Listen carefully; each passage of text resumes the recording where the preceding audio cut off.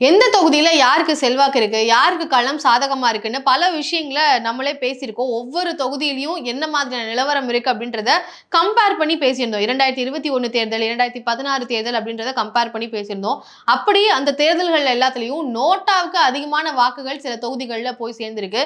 குறிப்பா பார்த்தீங்கன்னா, இந்த தேர்தல்ல இவருக்கு களம் சாதகமா இருக்கு அப்படின்றத அவர் எந்த மார்ஜின்ல அந்த பார்ட்டி வந்து வின் பண்ணியிருக்கு, அந்த வேட்பாளர் எவ்வளவு மார்ஜின்ல வின் பண்ணியிருக்கிறாரு அப்படின்ற அந்த ஒரு அடிப்படையில தான் அந்த இடத்துல களம் யாருக்கு சாதகமா இருக்கு அப்படின்றத நம்ம பேசுவோம்.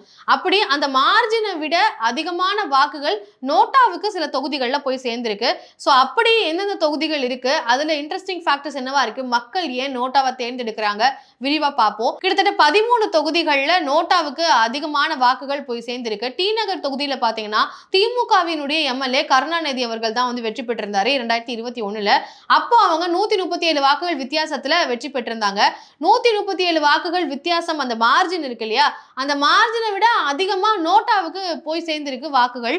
அதுல எவ்வளவு வாக்குன்னு பாத்தீங்கன்னா கிட்டத்தட்ட 1617 வாக்குகள் நோட்டாவுக்கு போய் சேர்ந்திருக்கு. சோ மார்ஜினையும் அதையும் கம்பேர் பண்ணும்போது 11 மடங்கு அதிகமா நோட்டாவுக்கு போய் சேர்ந்திருக்கு டி நகர் தொகுதியில. இப்படி டி நகர் மட்டும் இல்ல, பல தொகுதிகள்ல இந்த மாதிரியான நிலவரம் தான்.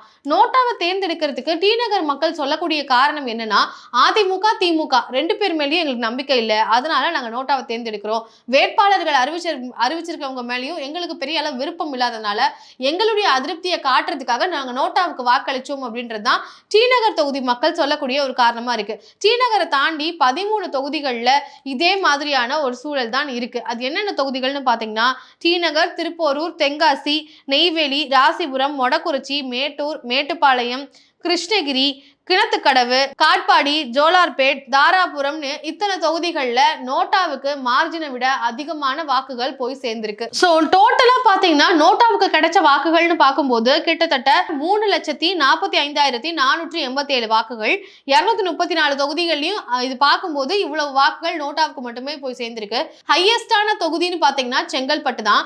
அங்க எவ்வளவு வாக்குகள்னு பாத்தீங்கன்னா ஒரு ஆவரேஜா 3075 வாக்குகள் வந்து போய் சேர்ந்திருக்கு நோட்டாவுக்கு. இந்த எலெக்ஷனை பார்க்கும்போது நோட்டாவை விட மற்ற கட்சிகள் எல்லாமே ஒரு க்ளோஸான கண்டெஸ்ட் வந்து இருக்கும் அப்படின்றத எதிர்பார்க்குறாங்க ஆய்வாளர்கள் எல்லாம். இங்க பொலிட்டிக்கல் அனாலிசிஸ்லாம் என்ன சொல்றாங்கன்னா, 2026ல களம் அப்படி இருக்காது. இங்க ஏற்கனவே திமுக, அதிமுக கூட்டணி கட்சிகள், தாவேகான்னு ஒரு புது கட்சி வந்திருக்கு. அதே சமயம் நாம் தமிழர் மாற்று சக்தியாகவே 2 கட்சிகள் இருக்கிறாங்க. திமுக அதிமுக மேல அதிருப்தின்றவங்களுக்கு தாவேகா, நாம் தமிழர்னு 2 கட்சிகள் வாய்ப்பு இருக்கு அப்படின்றப்போ நோட்டாவுக்கான அந்த ஒரு கான்சென்ட்ரேஷன் வந்து மக்கள் மத்தியில குறைஞ்சிருக்கு அப்படின்றத பதிவு பண்றாங்க. சோ இந்த முறை அப்படி இல்லைனாலும் கடந்த முறை களங்களை பார்க்கும்பொழுது நோட்டா 2016ல தான் அறிமுகப்படுத்துறாங்க. நோட்டா அப்படின்றத இன்ட்ரடியூஸ் பண்ணும்போது மக்களுக்கு அதுக்கு மேல ஒரு பெரிய ஆர்வம் கிரியேட் ஆச்சு. அந்த ஆர்வம் இப்ப படிப்படியாக குறைஞ்சிட்டு வருது அப்படின்றத பார்க்க முடியுது. 2016ல ஒரு பெரிய எக்ஸைட்மெண்ட்டை மக்கள் மத்தியில பார்க்க முடிஞ்சது. அதிமுகவும் திமுகவும் எங்களுக்கு வேணாம், எங்களுக்கு புது கட்சி வேணும், எங்களுக்கு புதுசான ஒரு ஆட்சி முறை வேணும் அப்படின்ற விருப்பக்கூடிய மக்கள் நோட்டாவுக்கு வாய்ப்பளிக்கலாம் அப்படின்னு 2016ல அவங்களுக்கான அந்த ஒரு விஷயத்தை அறிமுகப்படுத்தும் போது அங்க நோட்டாவுக்கான ஒரு எக்ஸைட்மெண்ட் இருந்து அப்போ நோட்டா போல் பண்ண ஓட்ஸ் பாத்தீங்கன்னா கிட்டத்தட்ட 5.63 lakhs ஓட்ஸ் வந்து கிடைச்சிருக்கு நோட்டாவுக்கு. ஆவரேஜா ஒரு தொகுதிக்கு 2397 வாக்குகள் வந்து நோட்டாவுக்கு மட்டுமே கிடைச்சிருக்கு ஒவ்வொரு தொகுதியிலையும். அதுக்கப்புறமா 2021 தேர்தலையே அது டிராஸ்டிக்கா குறையறத பார்க்க முடியுது. ஆவரேஜா 2016ல 2397 வாக்குகள் ஒரு தொகுதிக்கு கிடைக்குது அப்படின்னா 2021ல பாத்தீங்கன்னா 1476 வந்து குறைஞ்சிருக்கு. சோ 2021லயே அதை குறையறத பார்க்க முடியுது. இந்த முறை அது முற்றிலும் ஒரு பெரிய சிக்னிஃபிகன்ட் ஃபேக்டரா நோட்டா இருக்காது அப்படின்றத புரிஞ்சுக்க முடியுது இந்த ஒரு டேட்டாவை பார்க்கும்போது. சோ இதை யார் பகிர்றாங்கன்னு பாத்தீங்கன்னா, யூனிவர்சிட்டி ஆஃப் மெட்ராஸினுடைய டிபார்ட்மெண்ட் ஆஃப் பாலிடிக்ஸ் ஹெட் என்ன சொல்றாங்கன்னா, மிஸ்டர் ராமு மணிவண்ணன் என்ன சொல்றாரு, இந்த மாதிரி நோட்டாவை வந்து இப்படி டிராஸ்டிக்கா குறைஞ்சிட்டு வந்துட்டு இருக்கு, 1476 வாக்கா வந்து ஒரு தொகுதிக்கு குறைஞ்சிருக்கு அப்படின்றப்போ நிச்சயம் 2026லயும் குறையும் அப்படின்றத பதிவு பண்ணியிருக்காங்க. சோ இந்த முறை நோட்டாவை ஒரு சிக்னிஃபிகன்டான ஒரு விஷயமா கருதப்படலன்றதுனால நோட்டா வந்து ஒண்ணும் இல்லை அப்படின்னு சொல்லிட முடியாது. அதுக்கான ஒரு இம்பாக்ட் அப்படின்றது இருக்கதான் செய்யுது. சில தொகுதிகள்ல நோட்டாவுக்கான சில வாக்குகள் செலுத்துறதுக்கும் வாய்ப்புகள் இருக்கு அப்படின்றதையும் அவர் குறிப்பிட்டிருக்காங்க. இந்த 2021லயும் 2016லயும் நோட்டாவுக்கு அளிச்சிருக்க வாக்குகளை பார்க்கும்போது மக்கள் அவங்க மேல இருக்கக்கூடிய, குறிப்பா திமுக அதிமுக மேல இருக்கக்கூடிய அதிருப்தியை வெளிப்படுத்தியிருக்கிறாங்கன்னு சொல்லி ஜோசப் விக்டர், தமிழ்நாடு புதுச்சேரியினுடைய கோஆர்டினேட்டர், நேஷனல் எலெக்ஷன் எலெக்ஷன் வாட்சினுடைய கோஆர்டினேட்டர் வந்து குறிப்பிட்டிருக்கிறாரு. இந்த இதை பார்க்கும்போது இவ்வளவு தூரம் மக்கள் வாக்களிச்சிருக்கிறத பார்க்கும்பொழுது இவங்க மேல இருக்கக்கூடிய அதிருப்தியை தெரிவிக்கிறாங்க அப்படின்றத சொல்றாங்க. அது மட்டும் இல்லாம அடிஷ்னலா ஒரு முக்கியமான ஒரு பாயிண்ட சொல்றாரு. அதைத்தான் நம்ம நோட் பண்ண வேண்டியது இருக்கு.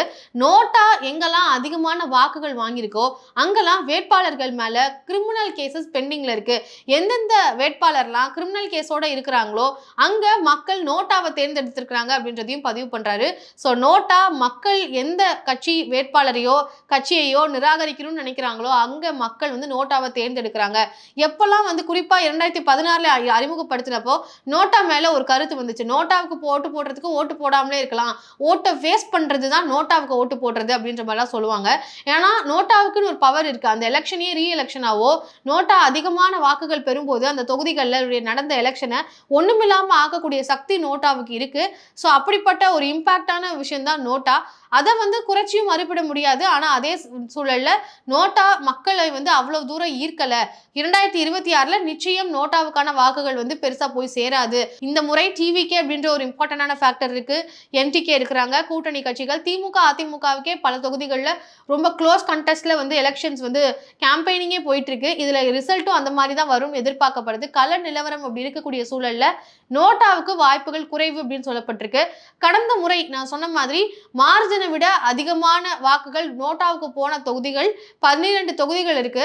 அதுல டி நகர் ஒண்ணு. அதை தாண்டி மற்ற தொகுதிகள் பாத்தீங்கன்னா திருப்பூரூர்ல மார்ஜின் ஓட்ஸே வந்து பாத்தீங்கன்னா 1947 வாக்குகள் வித்தியாசத்துல ஜெயிக்கிறாங்க.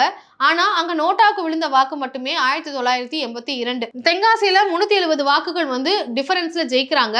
1159 வாக்குகள் நோட்டாவுக்கு போயிருக்கு. நெய்வேலியில 977 வாக்குகள் வித்தியாசத்துல ஜெயிக்கிறாங்க.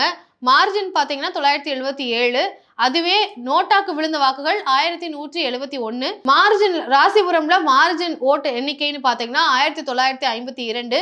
நோட்டாவுக்கு விழுந்தது 2110. மொடக்குறிச்சியில வாக்கு வித்தியாசம் 281. 2342 நோட்டாவுக்கு விழுந்தது. மேட்டூர்ல பாத்தீங்கன்னா 2247 நோட்டாவுக்கு போய் சேர்ந்திருக்கு. மார்ஜின் டிஃபரன்ஸ் வந்து 656. மேட்டுப்பாளையம்ல 2456 வாக்குகள் வித்தியாசத்துல வெற்றி பெறாங்க. 2733 வாக்குகள் நோட்டாவுக்கு போய் சேர்ந்திருக்கு. அதுவே கிருஷ்ணகிரியில 794 வாக்குகள் வித்தியாசத்துல வெற்றி பெற்று 1837 வாக்குகள் நோட்டாவுக்கு போய் சேர்ந்திருக்கு. அதுவே கிணத்துக்கடவுல 1095 வாக்குகள் வித்தியாசத்துல வெற்றி பெற்றிருக்காங்க. 2280 வாக்குகள் நோட்டாவுக்கு போய் சேர்ந்திருக்கு. அதுவே காட்பாடியில பாத்தீங்கன்னா 746 விக்டரி மார்ஜின். அதுவே நோட்டாவுக்கு 1889. ஜோலார்பேட்ல 1091 விக்டரி மார்ஜின். அங்க நோட்டாவுக்கு போனது 1337. தாராபுரம்ல 1393 விக்டரி மார்ஜின். நோட்டாவுக்கு போய் சேர்ந்தது 1903. இப்படி நோட்டாவுக்கு அதிகமான போய் சேர்ந்த தொகுதிகள் இத்தனை இருக்கு. இதெல்லாம் பார்க்கும் பொழுது நோட்டாவை மக்கள் எப்படி தேர்ந்தெடுப்பாங்க? இந்த வாட்டி நோட்டாவுக்கு போய் சேராதுன்னு பொலிட்டிக்கல் அனலிஸ்ட் சொல்லியிருக்கிறாங்க. அதுக்கு சாத்தியம் இருக்கா?